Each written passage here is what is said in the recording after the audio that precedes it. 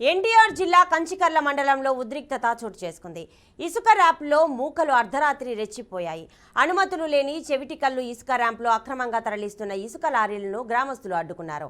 దీంతో ఇసుక మాఫియా మూకలు 2 కార్లలో సుమారు 30 మంది వచ్చి వారితో వాగ్వాదానికి దిగారు. ఈ నేపథ్యంలో ఇరువురి మధ్య ఘర్షణ వాతావరణం చోటు చేసుకుంది. సమాచారం అందుకున్న పోలీసులు ఘటనా స్థలానికి చేరుకుని వారిని సముదాయించారు. ఇసుక లారీలను అదుపులోకి తీసుకుని స్టేషన్కు తరలించారు. ఎన్టీఆర్ జిల్లా కంచికచర్ల మండలంలో ఉద్రిక్తత చోటు చేసుకుంది. ఇసుక ర్యాంప్లో మూకలు అర్ధరాత్రి రెచ్చిపోయాయి. అనుమతులు లేని చెవిటి కల్లు ఇసుక ర్యాంప్లో అక్రమంగా తరలిస్తున్న ఇసుక లారీలను గ్రామస్తులు అడ్డుకున్నారు.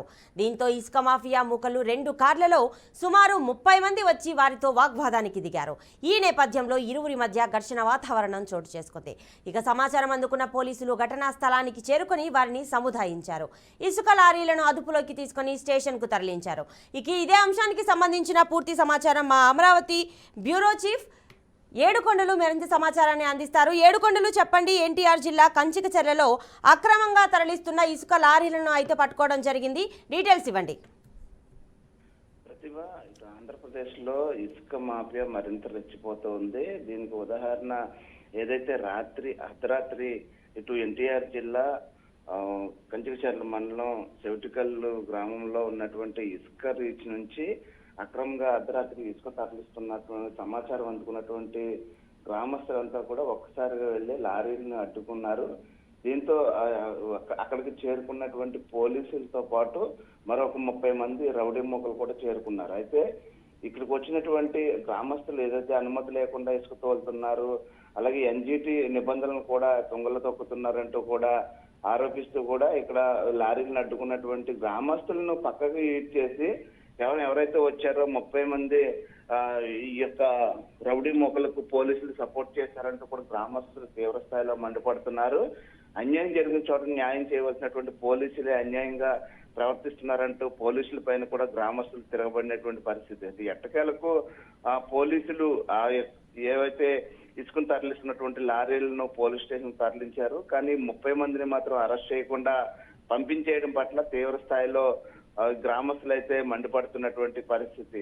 రౌడీ మొక్కలను వదిలేసి ఈ గ్రామస్తుల మీద జులుం ప్రదర్శిస్తున్నారంటూ కూడా తీవ్ర స్థాయిలో మండిపడ్డారు. అయితే ఇటీవల కాలంలో ఇసుక మాఫియా మాత్రం రోజు రోజుకు రెచ్చిపోతూ ఉంది. ముఖ్యంగా ఈ అధికార పార్టీ నాయకుల అండదండలు చూసుకుని మరింత రెచ్చిపోతూ ఉన్నారు. ఇప్పటికే ఇసుక కొరతతోటి ప్రజలు అల్లాడుతుంటే ఇసుకను మాత్రం రాష్ట్రాలు తరలించేస్తూ సొమ్ము పరిస్థితి. అడ్డొచ్చినటువంటి గ్రామస్తులను కానీ ఎవరైతే దీన్ని ప్రశ్నిస్తారో వారి మీద ఏదో ఒక కేసులు బనాయించి వారిని ఇబ్బందులకు గురి చేస్తున్నారంటూ కూడా తీవ్ర స్థాయిలో మండిపడుతున్నటువంటి పరిస్థితి కనిపిస్తూ ఉంది. మొత్తం మీద ఇటు కృష్ణా జిల్లా వ్యాప్తంగా చూస్తే ఇసుక రీచుల్లో ఏదో ఒక రోజు ప్రతిరోజు కూడా ఏదో గొడవలు జరుగుతూనే ఉన్నాయి.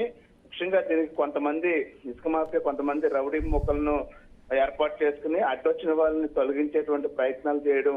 ఇప్పుడు తాజాగా రాత్రి చూస్తే అక్కడ గ్రామస్తుల పైన రౌడీ మూకలు ఇసుకుపడటం, అయితే రౌడీ మూకలకే పోలీసులు సపోర్ట్ చేయడం వెనుక వాళ్ళ అనుమానాలు వ్యక్తం చేస్తున్నారు. గ్రామస్తులు ఈ పోలీసుల తీరుపైన కూడా తీవ్ర స్థాయిలో మండిపడుతున్నారు. ప్రతిభ, సో ఏడుకొండలు ఇప్పుడు ఇలా ఇసుక తరలింపు దందాకు సంబంధించి పలు చోట్ల గ్రామస్తులు అడ్డుకుంటున్నారు.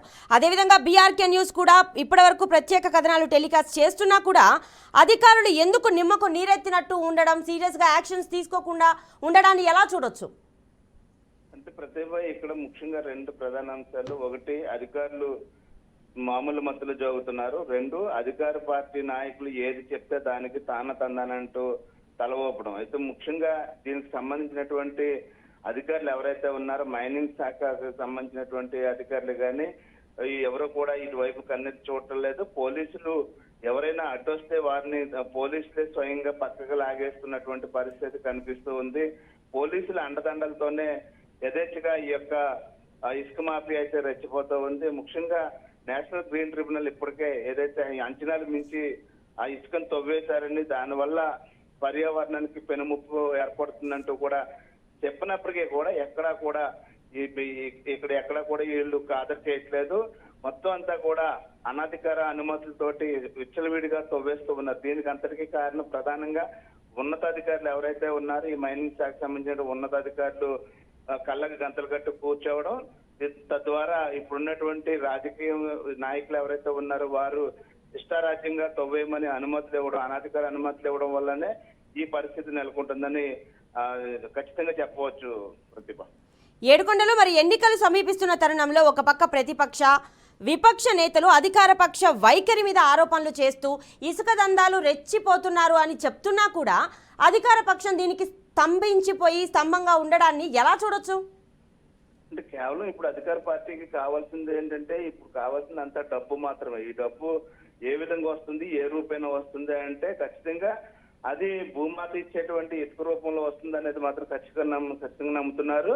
ఎందుకంటే ఒక్కొక్క లారీని వచ్చేసి 50,000 నుంచి 60,000 రూపాయల వరకు కూడా అమ్ముతున్నటువంటి పరిస్థితి. అంటే ఇప్పుడు కల్పవృక్షంగా మారినటువంటి ఈ ఇసుక సంబంధించి ఇసుక దొంగలు అనేది బాగా పెరిగిపోతూ ఉన్నారు.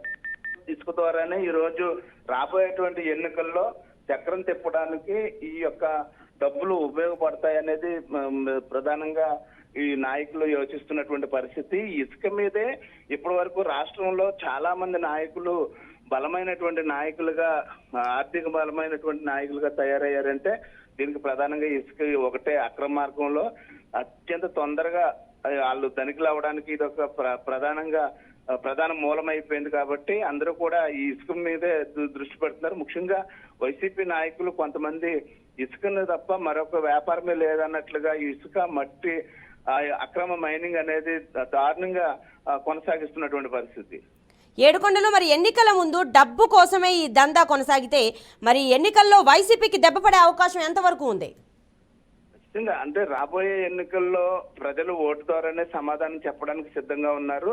అయితే ఇప్పుడు ఏదైతే ఈ అధికార పార్టీ చేస్తున్నటువంటి ఈ యొక్క దౌర్జన్య కాండ ఏదైతే ఉందో, పోలీసులను పెట్టి అక్కడ అడ్డుకోవడం, ఇవన్నీ కూడా ఆ ప్రాంతంలో ఉన్నటువంటి ప్రజల నుంచి ఖచ్చితంగా ఈ యొక్క అధికార పార్టీకి అయితే మాత్రం ఎదురుదెబ్బ తగిలేటువంటి అవకాశం ఉంది. దాన్ని కూడా దృష్టిలో పెట్టుకోకుండా కింద స్థాయి నాయకులు ఎవరైతే ఉన్నారో పై స్థాయి నాయకులు ఉన్నారనేటువంటి ఒక అండదండలతోటి ఇక్కడ కింద స్థాయి నాయకులు అయితే మాత్రం దారుణంగా రెచ్చిపోతున్నారు.